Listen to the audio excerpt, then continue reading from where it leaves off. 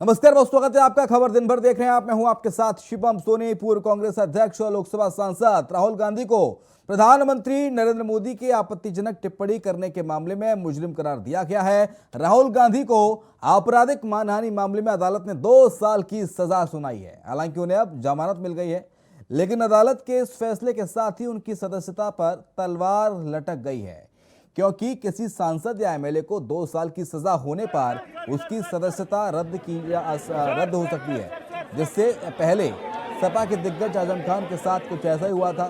सुनिए राहुल गांधी का वो बयान जिसको लेकर उन्हें ये सजा सुनाई गई।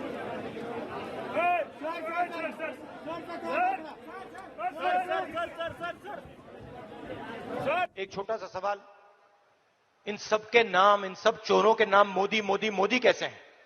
ನಿಮ್ಮ ಮುಂದೆ ಒಂದು ನನ್ನ ಸಣ್ಣ ಪ್ರಶ್ನೆ, ಈ ಎಲ್ಲ ಕಳ್ಳರ ಹೆಸರು ಕೂಡ ಮೋದಿ ಮೋದಿ ಮೋದಿ ಅಂತ ಯಾಕೆ ಬರ್ತಾ ಇದೆ? नीरव मोदी, ललित मोदी, नरेंद्र मोदी, और अभी थोड़ा ढूंढेंगे तो और बहुत सारे मोदी निकलेंगे।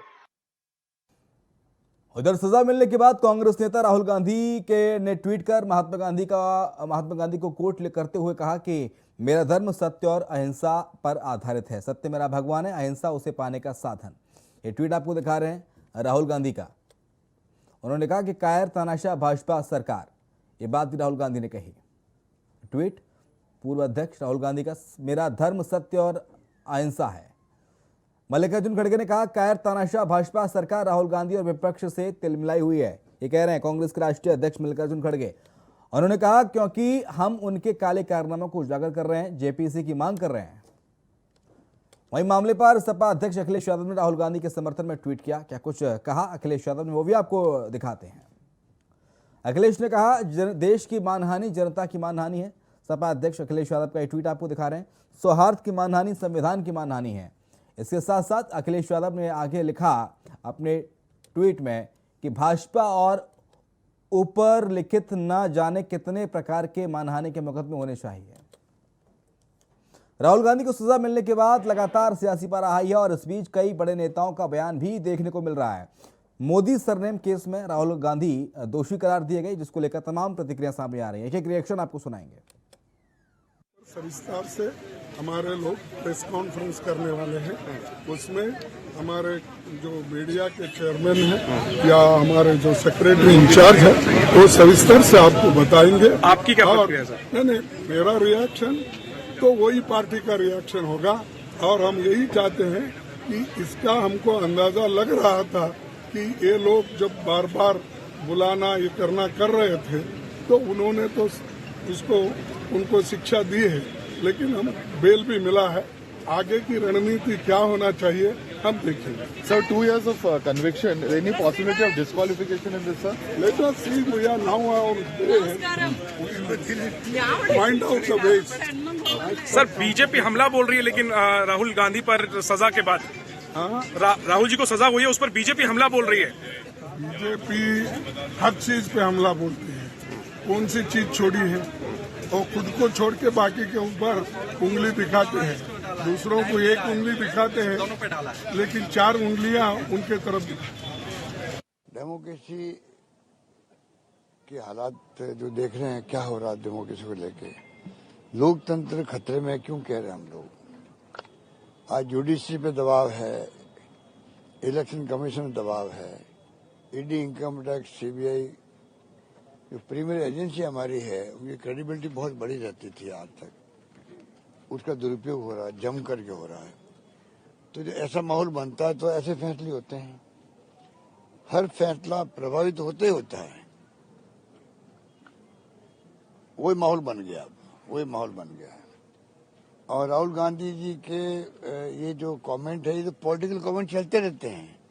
हम तो 40-50 साल से देखते हैं ऐसे पॉलिटिकल कमेंट। पता नहीं वाजपेयी जी ने, अडवाणी जी ने कितने किए होंगे, कोई सोच नहीं सकता। वो जमाना और था, ये जमाना और, इतना फर्क है। उस जमाने में कभी इस प्रकार के कोर्ट केस नहीं होते थे और पॉलिटिकली जो लैंग्वेज होती है, पॉलिटिकल आरोप होते हैं, जिससे कि जनता को मैसेज देना पड़ता है कि मोदी नाम के लोग जो हैं वही क्यों ये मतलब ऐसी हरकतें करते। इसका मतलब भी होता है कि मोदी के सरनेम में जो लोग हैं उनको लगता है भाई प्रधानमंत्री हमारा आदमी है, हमें बचा लेगा, हमारा कौन क्या बिगाड़ लेगा, ये भी तो मतलब होता है उसका। इसमें मोदी जी के बारे में क्या उसका समझ हो सकता है? मुझे पता नहीं। राहुल गांधी जी ने जब कहा तो ये पॉलिटिकल आरोप था या एक प्रकार से पॉलिटिकल कमेंट था, उसको लेके इस प्रकार से कोर्ट में भेजा गया। पर ये तो जुडिशरी अभी तो फैसला हुआ है, मुझे पूरा विश्वास है, जुडिशरी पे हमें विश्वास है कि फैसला आने वाले वक्त में सही फैसला होगा। और इसमें कोई जो इन्होंने कोशिश की है जिस प्रकार से मैसेज देने की, उसमें ये कामयाब नहीं हो गए। सर, राहुल गांधी लगातार कह रहे हैं कि जो ताकतें देश को कंडेप्ट करना चाहती हैं या तोड़ना चाहती हैं, मैं ऑनेस्टी से अपनी बात कहता रहूंगा। वो लगातार बिल्कुल कहते रहेंगे। राहुल गांधी एक बहुत ही साहसी, हिम्मत वाला शख्स है और मोदी जी जैसे व्यक्ति से मुकाबला वही कर सकते हैं। एनडीए गवर्नमेंट से मुकाबला करने में राहुल गांधी सक्षम है। आप देख लो, अकेला मुकाबला करता आ रहा वो, लंबी यात्रा निकल। जो भी बोलते हैं वो आजकल ऐसा हो गया कि उससे सिर्फ नुकसान ही होता है।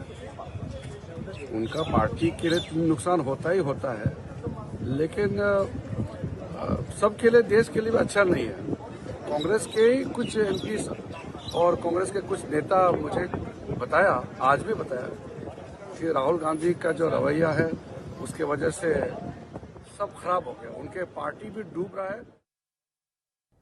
बीजेपी के वरिष्ठ नेता और पूर्व मंत्री रविशंकर प्रसाद ने दिल्ली में प्रेस कॉन्फ्रेंस की और राहुल गांधी पर कटाक्ष किया। क्या कुछ कहा रविशंकर प्रसाद ने, सुनिए। ये सवाल मुझे करने हैं। मैं देख रहा था कि राहुल गांधी ने कहा कि मैं सत्य और अहिंसा में विश्वास करता हूं। क्या सत्य और अहिंसा में विश्वास करना लोगों को अपमानित करना है? देश को जाति सूचक गाली देना है? जो उन्होंने कहा मैं उसको दोहरा नहीं सकता, आपके सामने है कि कितनी वो भद्दी बात उन्होंने कही। अगर राहुल गांधी को अपने जिद से लोगों को अपमानित करने का अधिकार है, गाली देने का अधिकार है, तो जो उनकी गाली से दुखित हैं, पीड़ित हैं, उनको कोर्ट में डिफेमेशन केस करने का अधिकार है। The law of India is that if an individual or an organization has been defamed by defamatory comment, by abuses, by scurrilous comments, by scandalous comments, then he has got the right to seek redress. क्या Congress party को इस पर भी परेशानी है क्या कि वो चाहते हैं कि राहुल गांधी को कंप्लीट फ्रीडम दिया जाए, वो गाली पढ़ते रहे? ये तो नहीं हो सकता ना। अगर देश में कानून का राज है तो कानून का राज चलेगा। एक ब्रेक लेना, फौरन लौटेंगे। तो ब्रेक के बाद आपका स्वागत है। धामी सरकार का 1 साल पूरा हो गया और इस 1 साल के दौरान सरकार ने कई चुनौतियों का सामना करते हुए प्रदेश को सशक्त बढ़ाने की ओर कदम बढ़ाया है। रिपोर्ट देखिए। मुख्यमंत्री पुष्कर सिंह धामी के नेतृत्व में पिछले साल बीजेपी ने चुनावी अखाड़े में विरोधी दलों को चुनौती दी। धामी के नेतृत्व में बीजेपी ने 70 विधानसभा सीटों वाले राज्य में 2/3 बहुमत के साथ 47 सीटें हासिल की, लेकिन खुद सीएम ने अपनी सीट गंवा दी, जिसके बाद संगठन पूरी तरह से असहज दिखाई दिया। चुनौतियों के बीच धामी ने फिर से सीएम की कुर्सी हासिल की और 23 मार्च 2022 को 8 मंत्रियों के साथ एक बार फिर से राज्य की कमान संभाल ली। 1 साल के कार्यकाल पर अगर नजर डालें तो जो फैसले धामी सरकार ने लिए, अब वो भी देख लीजिए। यूजीसी के गठन को लेकर धामी सरकार आगे बढ़ी। चंपावत चुनाव में 94 मत हासिल करने वाले धामी धाकड़ साबित हुए। महिलाओं को 30% क्षेत्रीय आरक्षण देने की बात हो या फिर राज्य में जबरन धर्मांतरण पर सख्त कदम उठाने का मादा हो, सख्त नकल विरोधी कानून भी धामी सरकार के कार्यकाल में ही आया। आंदोलनकारियों को 10% क्षेत्रीय आरक्षण, पेपर लीक मामले में 80 से ज्यादा गिरफ्तारियां, हरिद्वार पंचायत चुनाव में बीजेपी की ऐतिहासिक जीत। इतना ही नहीं, विधानसभा बैकडोर भर्ती मामले में भी कर्मचारियों को धामी सरकार में बर्खास्त किया गया। लेकिन धामी सरकार जहां एक तरफ एक के बाद एक इतिहास रचने का दावा कर रही है, वहीं दूसरी तरफ चुनौतियों का चक्रव्यूह भी धामी को घेरते हुए दिखाई दिया। ऋषिकेश में रिसेप्शनिस्ट अंकिता भंडारी हत्याकांड हो या फिर UKSSC और UKPSC पेपर लीक का मामला हो, बेरोजगार प्रदर्शनकारियों पर लाठीचार्ज का मामला भी सुर्खियों में रहा। वहीं हल्द्वानी के बनभलपुरा में अतिक्रमण का मामला भी खूब सुर्खियां बटोरता हुआ दिखाई दिया। इतना ही नहीं, जोशीमठ के मकानों में अचानक आई दरारें और 22 में चारधाम यात्रा के संचालन का काम भी सवालों के कटघरे में रहा। लेकिन इन चुनौतियों को धामी ने अपने कुशल नेतृत्व से पार कर लिया। अब भविष्य में भी चुनौतियां कई हैं, लेकिन वो चुनौतियां क्या हैं, अब वो भी देखिए। इस एक वर्ष के दौरान हमने एक एक पल और एक एक क्षण उत्तराखंड की सेवा के लिए लगाया है, उत्तराखंड राज्य के लिए अपने को समर्पित किया है। और इसमें अनेकों चुनौतियों का भी हमें सामना करना पड़ा है, अनेकों चुनौतियां आई हैं और उन सभी का समाधान निकाला जाए, उसमें आगे बढ़ा जाए और राज्य को किस तरह विकास की राह में आगे बढ़ाया जाए, लगातार यही प्रयास किया गया है। पुष्कर सिंह धामी सरकार के 1 साल का कार्यकाल पूरा होने के मौके पर उनकी टीम के सदस्य यानी कि मंत्रियों के कामकाज का आकलन भी स्वाभाविक है। 5वीं विधानसभा के चुनाव में बड़े बहुमत से लगातार दूसरी बार सरकार बनाने में सफल रही बीजेपी ने टीम धामी के रूप में 8 कैबिनेट मंत्रियों को मैदान में उतारा था। धामी ने शुरुआती दौर में सभी मंत्रियों को 100 दिन का रोड मैप तैयार करने के लिए कहा, लेकिन बाद में सशक्त उत्तराखंड की थीम पर विभाग अनुसार एक लक्ष्य तय किया गया, जिन्हें साल 2025 तक पूरा करने का संकल्प लिया गया है। आने वाले वक्त में इन लक्ष्यों को हासिल करने की दिशा में बनने वाले ठोस कदम ही कैबिनेट मंत्रियों के लिए अग्नि परीक्षा भी बनने जा रहे हैं। रायबरेली के समसपुर पक्षी बिहार से सारस लापता हो गया। 2 दिन पहले ही सारस को लाया गया था। क्या है पूरा मामला, बता रहे हमारे सहयोगी राजू तिवारी। रायबरेली के समसपुर पक्षी बिहार से एक सारस पक्षी के गायब होने की बातें इस समय सुर्खियां बनी हुई हैं और इसको राजनीतिक रूप भी दिया जा रहा है। यहां तक कि समाजवादी पार्टी के राष्ट्रीय अध्यक्ष अखिलेश यादव के द्वारा अपने ट्विटर हैंडल से ट्वीट करते हुए कहा गया है कि जो सलोन स्थित एक पक्षी विहार है, यहाँ पे सारस व्याख्या केंद्र बनाए गए हैं और इनका आश्रय केंद्र भी बनाया गया है। यहाँ अमेठी जनपद से एक सारस पक्षी लाया गया था, जो कि वहाँ आरिफ नाम के एक व्यक्ति के द्वारा पाला गया था और उस आरिफ व्यक्ति ने अपने खेत में चोटिल अवस्था में उसको पाया था और उसको पाल लिया, जिसके बाद उसकी पूरी सूचना हुई और सूचना के बाद वहां के वन विभाग व रायबरेली जिले के सलोन तहसील स्थित जो समसपुर पक्षी विहार है यहाँ पर लाकर उसको छोड़ा गया। हालांकि यहाँ के जो जिम्मेदार अधिकारी हैं उनकी माने तो उनके पूरे मॉनिटरिंग में सारस पक्षी को रखा गया और 24 घंटे बाद उसको खुले आसमान में छोड़ दिया गया, जिसके बाद वो आसमान में विचरण करने लगा। लेकिन जहां राजनीतिक लोगों की माने तो यहाँ के राष्ट्रीय अध्यक्ष जो अखिलेश यादव हैं समाजवादी पार्टी के, उनके द्वारा ट्वीट करते हुए लिखा गया कि अगर पक्षी को नहीं लाया गया तो इसके खिलाफ जो पक्षी के चहेते लोग हैं इनके द्वारा आंदोलन किया जाएगा और वो भी उसमें शामिल होंगे। इस तरह की बातें उनके द्वारा कही गई।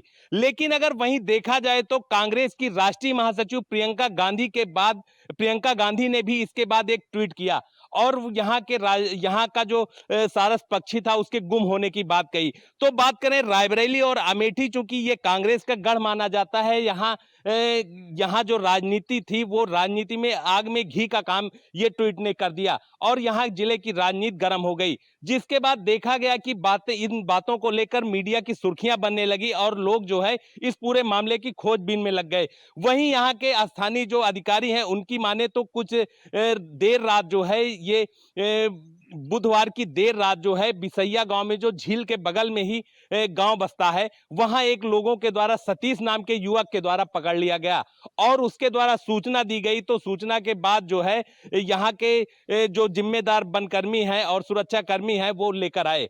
तो अब इस तरह की बातें जब उठी तो काफी बातें मीडिया की सुर्खियां बन गई और पूरी तरह से राजनीतिक रूप दे दिया गया। आप तस्वीरों में देख सकते हैं कि मैं इस समय समस्तीपुर पश्चिम बिहार, वही सलोन स्थित, रायबरेली जिले के सलोन स्थित समस्तीपुर पश्चिम बिहार में मौजूद हैं और यहाँ का जो वातावरण है, यहाँ जिस तरह से लिखा गया है कि पक्षी व्याख्या केंद्र है और जो पक्षियों के बारे में लिखा गया हम आपको दिखाने का प्रयास करेंगे। और इधर भी इस तरह से यहाँ जो पक्षियों के रख रखाव की व्यवस्था की गई है उनके बारे में लिखा गया है। और हमारे जस्ट सामने, चूंकि कैमरे में नहीं आ सकता, वो हम आपको दिखाएंगे दूसरे एंगल से। तो ऐसे जो झील है, झील में यहाँ पर पक्षियों का आना जाना हुआ करता है। Raju Tiwari, India voice, Raebareli. Mirzapur Vindhyachal roadways परिसर में त्रिकोण यात्रियों के सुविधा हेतु इलेक्ट्रॉनिक बस और ई रिक्शा को कैबिनेट मंत्री अनुप्रिया पटेल ने हरी झंडी दिखाई। खबर पर ज्यादा अपडेट्स दे रहे हैं हमारे सहयोगी कमलेश कुमार। मिर्जापुर की विधायक फीता काटने पर भड़के। आपको बताते चले, आगामी नवरात्र पर इलेक्ट्रिक कार और इलेक्ट्रिक बस की सुविधा मुहैया कराई गई थी सरकार की तरफ से, ताकि लोग दिव्यांगन और बड़ बुजुर्ग जितने भी हैं आराम से त्रिकोण यात्रा कर सके, इससे माँ के दर्शन कर सके। आपको बताते चले, वाणिज्य केंद्रीय मंत्री के सुरक्षाकर्मी ने विधायक जी को धक्का दिया। धक्का देने का उन्होंने भड़क गए कि आप मुझे पहचानते नहीं हैं और विधायक हूँ, आप मुझे धक्का दे रहे हैं, हम फीता नहीं काटेंगे। इसी पर नगर विधायक भड़क गए, ताकि उनको फिर समझाया गया और मिलाया गया, ताकि वो फिर मंत्री के साथ में मिलकर फीता काटा और उद्घाटन किया। कैमरामैन गौरव विश्वकर्मा के साथ कमलेश कुमार की रिपोर्ट मिर्जापुर। आवाज संभल जिले की, जहां पर एक शिक्षक वार्षिक परीक्षा के दौरान बच्चों को नकल कराते दिखा। खबर पर ज्यादा अपडेट्स दे रहे हमारे सहयोगी।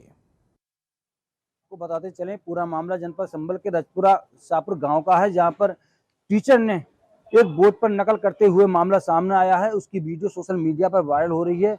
जब इस मामले में अधिकारियों से बात की गई तो अधिकारी का कहना है कि जांच की जाएगी, जांच के आधार पर कार्रवाई की जाएगी। सबसे बड़ा सवाल उठता है कि कक्षा 3 की वैसी शिक्षा की पेपर चल रहे हैं और पेपर चलने पर देखा जा सकता है कि किस तरीके से तस्वीरों में सफा नजर आ रहा है कि स्कूल में जो टीचर हैं और टीचर बच्चों के लिए नकल करा रहे हैं और बच्चे नकल कर रहे हैं। तो इस मामले में जब बात की गई तो टीचर हंसते हुए आगे निकल गए। उनका ये भी नहीं है कि जो से नकल करा रहे हैं और बच्चों का भविष्य खराब कर रहे हैं। जब इस मामले में अधिकारियों से बात की जा रही है तो अधिकारी अपना पल्ला झाड़ते हुए नजर आ रहे हैं। उनका कहना है कि हमें जानकारी नहीं है और जब जांच की जाएगी, जांच के आधार पर कार्रवाई की जाएगी। सबसे बड़ा सवाल उठता है कि जिस तरीके से कक्षा 3 के छात्र को लिए बोर्ड पर परीक्षा कराई जा रही है और नकल कराई जा रही है, नकल किस तरीके से कराई जा रही है ये भी आपको तस्वीरों में सफा नजर आ रहा है।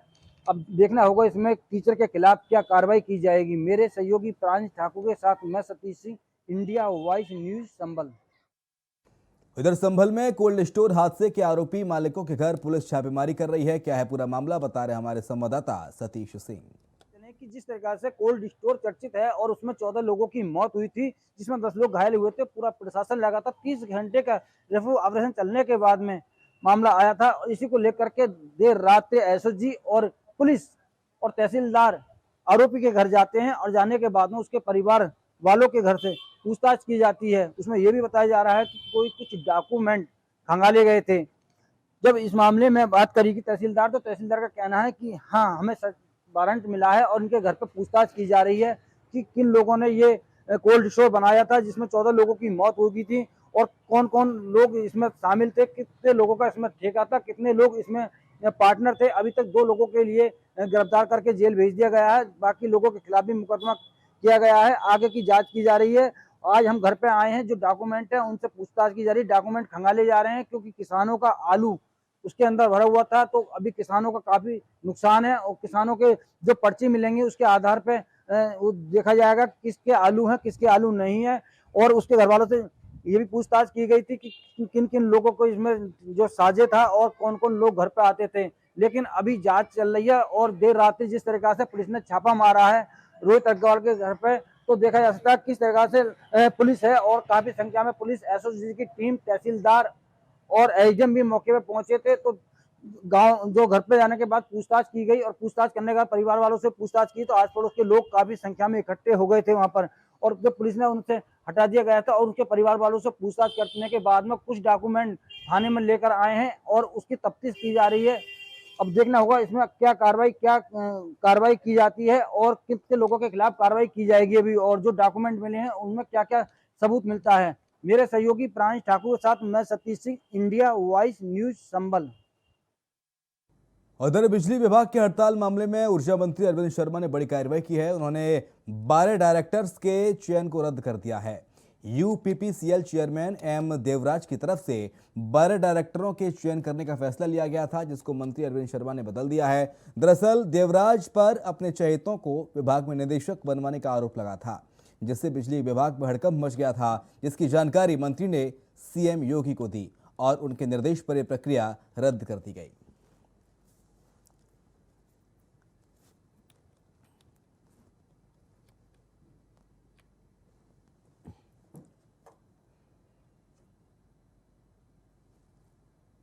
यूपीपीसीएल चेयरमैन के फैसले को बदला क्या है? ऊर्जा मंत्री ए.के. शर्मा के द्वारा ये निर्देश दिया गया। अब अरविंद कुमार शर्मा जो कि ऊर्जा मंत्री हैं, उन्होंने निर्देश दिया। और इसी के साथ खबर दिन भर में इतना ही। खबरें लगातार जारी हैं, आप देखते रहिए इंडिया वॉइस।